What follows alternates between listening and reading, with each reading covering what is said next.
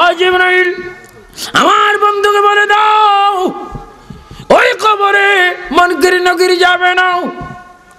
ও জিবরাইল তাও তুমি বলে দাও কিয়ামত পর্যন্ত খাদিজাতুল কুবরার কবরের কারণে রাসূল পাকের চোখের পানি পড়ার কারণে এই গোটা কবরস্থানকে কিয়ামত পর্যন্ত আমি বেহেশত বানাই দিলাম। আল্লাহু আকবার বলেন। আল্লাহু আকবার। আমার নবীর চোখের পানি যেখানে পড়ে ওটা জান্নাতুল মুআল্লা হয়ে যায়। সুবহানাল্লাহ সুবহানাল্লাহ। এইজন্য আল্লাহ পাক কোরআন শরীফের মধ্যে বলেন পৃথিবীর প্রথম আমার নবীকে যখন দুনিয়ায় পাঠাইলাম তখন মাত্র 40 জন মুসলমান হয়েছে। কয়জন? 40। এই 40 জনের মধ্যে একজন মা খাদিজাতুল কুবরা, আরেকজন হচ্ছে হযরত সাইয়েদনা আবু বকর সিদ্দিক, আরেকজন হচ্ছেন শের খোদা হযরত আলী, আরেকজন হচ্ছে রাসূল পাকের আশিক সবাই জুড়ে বলেন হযরত বেলাল। নাম কি? হযরত বেলাল। আরো জন কি নাম? হযরত বেলাল হাবশী। দেখছো নি ভাই তোমরা কে হো নবীকে, সবাই বলেন দেখছো নি ভাই তোমরা কে হো নবীকে, এতিম বানাইয়া গেলেন আমার। ছোট্টবেলা আমি দেখেছি পূর্ব পাকিস্তান আমার নানা খুব সুন্দর গজল কইতেন, কালা মানুষ ছিল, চেহারা খুব সুন্দর। আমার নানা আমাদেরকে এইভাবে বলতো, নাতি আমার সাথে বল, দেখছো নি ভাই তোমরা কে হো নবীকে, এতিম বানাইয়া গেলেন আমার। কেন্দো না কেন্দো না বিল্লাল, কেন্দো না। যুবক ভাইরা জোরে বলো, কেন্দো না কেন্দো না বিল্লাল, কেন্দো না। এই দুনিয়ায় আমার দেখা পাইবা না, এই দুনিয়ায় আমার দেখা পাইবা। হযরত বেলাল মা খাদিজার সময় একজন আশিক রাসূল, মা খাদিজাতুল কুবরার সময় তিনি মুসলমান, তিনি ছিলেন হাবশী। দেখতে দেখা যায় এই কালো কোটের মতো কালা, খানে কাবার গিলাফের মতো কালো, কোরআনের কালো অক্ষরের মতো কালো। নাম ছিল হযরত বেলাল। উনি ছিল কৃতদাস, উনি ছিল একজনের কৃতদাস। আমার ভাইয়েরা, হযরত বেলাল কাফেরের ঘরে থাকে আল্লাহ মানছে। সুবহানাল্লাহ সুবহানাল্লাহ। আল্লাহ কয়জন? একজন। যার কৃতদাস ছিল তার নাম ছিল উমাইয়া ইবনে খালফ। উমাইয়া ইবনে খালফ ছিল মক্কার জমির অধিবাসী এবং শ্রেষ্ঠ একজন কাফের। ওই কাফেরের কৃতদাস ছিল হযরত বেলাল। হযরত বেলাল একদিন তিনি ঘুমের ঘরে দেখতেছেন আল্লাহর নবী তার কাছে। সুবহানাল্লাহ। তিনি ওই ঘরের ভিতরে পড়ে দিয়েছেন লা ইলাহা ইল্লাল্লাহু মুহাম্মাদুর রাসূলুল্লাহ সাল্লাল্লাহু। আল্লাহ যেন আমাদের ঈমানটা মজবুত করে দেয়। আমিন। আরো জোরে বলুন আমিন। মওত পর্যন্ত যেন জবানে কলমা জারি থাকে। আমিন। আল্লাহ। হযরত বেলাল কি আনলেন? ঈমান আনলেন। জোরে বলুন কি আনলেন? কার ঘরে থেকে? কাফেরের নাম কি? উমাইয়া ইবনে খালফ। বড় শয়তান। হযরত বেলাল আহাদ আহাদ আহাদ আল্লাহ আল্লাহ বলে তিনি চিৎকার দিচ্ছেন। এই কথাটা উমাইয়া ইবনে খালফের কানে আসলো। উমাইয়া ইবনে খালফের কানে যখন আসলো, তিনি বড় রড গরম করে, লোহা গরম করে বেলালের কাছে গেলেন। ও বেলাল, শুনতে পেলাম তুমি নাকি মুসলমান হয়েছ। কলমা শরীফ পড়েছ, তুমি কি জানো না মুসলমান হলে তার শাস্তি বড় মারাত্মক? বেলাল জবাব দিচ্ছে, উমাইয়া ইবনে খালফ শোনো, আমি মুসলমান হয়েছি, কলমা আমি পড়েছি, তার বিনিময়ে তুমি আমাকে হয়তো মৃত্যু দেবে, মৃত্যু দিনে দিয়ে দাও, শাস্তি দিন প্রদান শুরু করো, তবু আমি আমার আল্লাহ নবী ছাড়ব না। নারায়ে তাকবীর। সাহাবায়ে কেরাম কষ্ট করেছেন। উমাইয়া ইবনে খালফ বলল, বেলাল তুমি বলছো তোমাকে শাস্তি দিতে, তবু কলমা ছাড়বে না, শাস্তি কত বড় কঠিন জানো? জানি। কি? এই বলে হযরত বেলালকে রশি দিয়ে বাঁধা হলো, প্রত্যেকটি গিরার মধ্যে আগুনের শিক দিয়ে গুতাইতে শুরু করলো, আগুনের শিক ঢুকাইতে লাগলো, প্রত্যেকটি নকির মধ্যে ফেরাকের আগুন দিতে লাগলো, বেলালের গোস্তগুলির মধ্যে রানের মধ্যে আগুনের শিক দিতে লাগলো। বেলালু মা বাবা কিচ্ছু বলে না, শুধু বলে ইয়া রাসূলুল্লাহ। কি বলে? আরো জোরে বলুন, ইয়া রাসূলুল্লাহ। মুহাব্বতে বলো, ইয়া রাসূলুল্লাহ। আমাদের সামনে আজরাইল আসলো, আমরা ইয়া রাসূলুল্লাহ চাই কিনা? হযরত বেলালকে মারতেছেন। কি জিকির কমে গেছে? কলমা ছেড়ে দিছে না, কলমা আরো বেশি, স্পিড বেশি, আলোচনা বেশি। আমার ভাইয়ের এত কলমার আওয়াজ, নবীজির গোলাম উমাইয়া ইবনে খালফ 9 ব্যক্তিকে ঠিক করলেন, 9 ব্যক্তিকে ঠিক করে বললেন, তোমরা সকালে তাকে মারবে, তোমরা তাকে দুপুরে মারবে, তোমরা রাত্রে মারবে, তবে কেউ মারবে রড দিয়ে, কেউ মারবে তীর দিয়ে, কেউ মারবে গরম গরম পাথর দিয়ে। এট এ টাইমে 3 রকমের শাস্তি। তবু বেলাল যেন কলমা ছেড়ে দেয়। নাউজুবিল্লাহ। জোরে বলেন নাউজুবিল্লাহ। নাউজুবিল্লাহ। মারতে মারতে মারতে মারতে যারা মারছেন তারা হয়রান হয়ে যাচ্ছে, বেলাল কিন্তু একই রকম আছেন। সুবহানাল্লাহ। বলুন হেদায়েতের মালিক কে? আল্লাহ। হুয়াল্লাযী আরসালা রাসূলাহু বিল হুদা ওয়া দীনিল হক।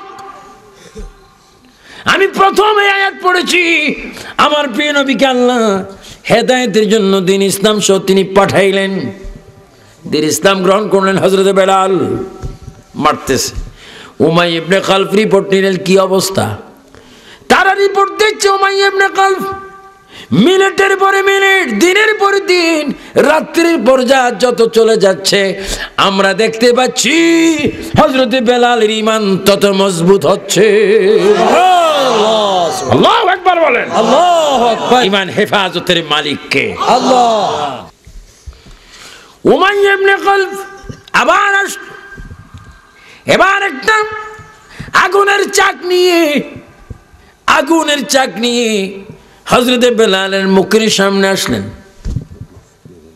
বেলাল শুনে নাও, ও বেলাল শুনে নাও, এই মুহূর্তে যদি তুমি কলমা ত্যাগ না করো, এই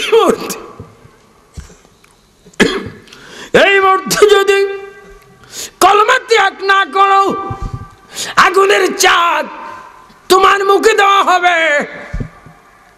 উমাইয়া ইবনে খালফ বেলাল উদ্দেশ্য করে বললেন, উমাইয়া ইবনে খালফ, দুনিয়াবি আগুন আমাকে ভয় দেখায়ও না, আমি ভয় করি জাহান্নামের আগুনকে, তুমি তো দুনিয়ার আগুন আমাকে ভয় করাচ্ছ।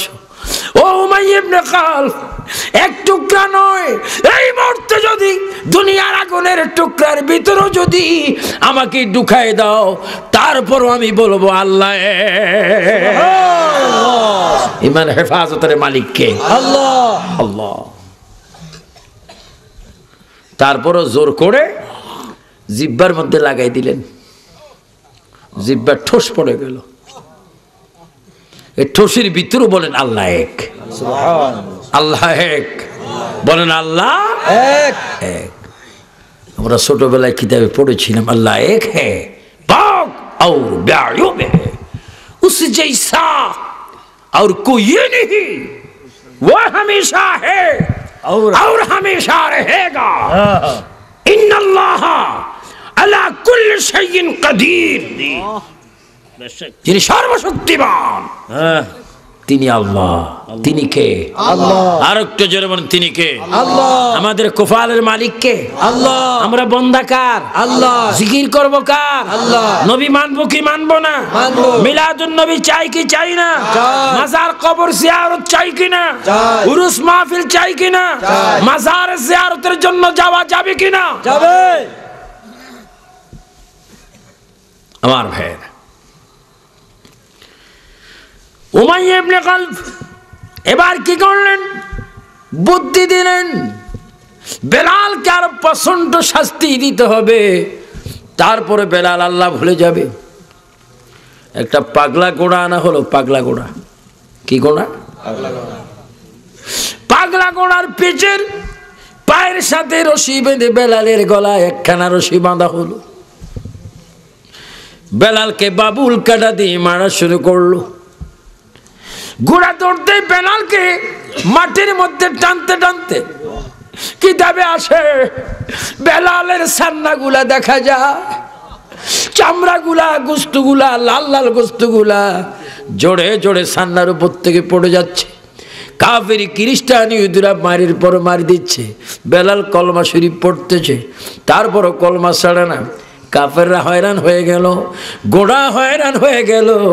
হযরতে বেলাল তারপরও বলে আল্লাহ। এবার উমাইয়া ইবনে খালফ বলল, এ আমার সঙ্গীরা শোনো, বেলালের চাইতে 10 গুণ বেশি বড় একটা পাথর তার বুকের মধ্যে দেওয়া হোক। উত্তপ্ত গরম মাটির মধ্যে বালুর মধ্যে বেলালের বুকে পাথর তুলে দেওয়া হলো। বেলাল ডাইনে একবার বলে আল্লাহ, বামে বলে মুহাম্মদুর রাসূলুল্লাহ। এই কঠিন মুসিবতের সময় ওই রাস্তা দিয়ে সাইয়েদনা আবু বকর সিদ্দিক যাচ্ছিলেন। হযরত আবু বকর সিদ্দিক বেলালের এই অবস্থা দেখে তিনি সেখানে গেলেন। তিনি নিজে বেলালকে জড়িয়ে ধরলেন। বেলাল রে, এত শাস্তি, এত তোমাকে অত্যাচার করা হচ্ছে এতদিন ধরে, তারপরও তুমি আল্লাহ নবী বলো না। বেলালকে দেখে দে বলে আবু বকর, আমি বোধহয় মরে যাব, আমার মধুর সালাম নবীর কদমে পৌঁছাই দিও।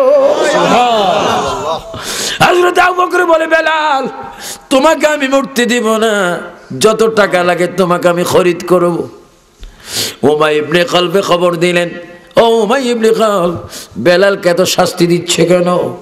আমার কৃতদাস, আমি তাকে কিনতে চাই। কই তুমি কিনতে পারবে না, 100 মার কিনবো। অনেক দাম চাইলেন, এত টাকা দিয়ে বেলালকে তিনি খরিদ করে নাজাত করলেন। এবার হযরত বেলালকে সাইয়েদনা আবু বকর কাঁধে করে আমার নবীর কাছে নিয়ে গেলেন। আল্লাহর নবীর চেহারা মোবারক দেখে বেলাল চিৎকার দিচ্ছে, ইয়া রাসূলুল্লাহ, আমার আর কোনো দুঃখ নাই, আপনি একটু থুতু মোবারক আমার গায়ে ছিটকে দেন, আমি এক্ষুনি সম্পূর্ণ ভালো হয়ে যাব। জোরে বলুন সুবহানাল্লাহ, আল্লাহু আকবার। আল্লাহর নবী বেলালকে সুস্থ করলেন। আর বেলালকে বললেন, বেলাল রে, এত শাস্তির পরও, কঠিন আযাবের পরে, অত্যাচারের পরও তুমি ঈমান বিক্রি করোনি। আমি রাসূল তোমার একটা পজিশন দিলাম, আমি যেই মসজিদের ইমাম হলাম ওই মসজিদের মুয়াজ্জিন আমি তোমাকে দান করলাম। জোরে বলুন সুবহানাল্লাহ, আল্লাহু আকবার। একদিন বেলাল আজান দিচ্ছেন না, নবীজি মানা করছে, কারণ ওই দিন উমাইয়া ইবনে খালফ বেলালের জিহ্বায় কি লাগাই দিছিল? আগুনে কয়লা। জিহ্বার বাম পাশে দেখি একটু কম ঠোস পড়ছে। শিন শিন শিন সিন আছে না?